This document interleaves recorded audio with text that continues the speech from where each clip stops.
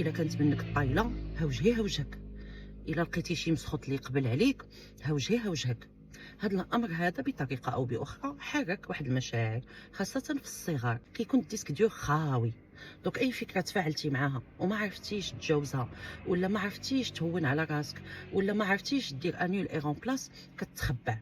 علاش؟ حيت الجسم هنا باش يحميك، حيت العقل الباطن كيقول لكم هو ماشي شرير وماشي ظريف، هو كيشوفك الحويجات اللي كيحركوا مشاعر، ما كنبغيش نقول سلبيه، ولكن مشاعر الغضب ولا مشاعر الحزن ولا مشاعر الخوف، كيقول خاصني نحميها باش المره الجايه ما تدخلش فواحد النوبه د الغضب ولا نوبه د الحزن، لان كيقول لكم هذا الامر كيهضر الطاقه ديالو، وهو هذا الامر هذا ما كيبغيهش، لانه هو كيقول لك باغي يحميك.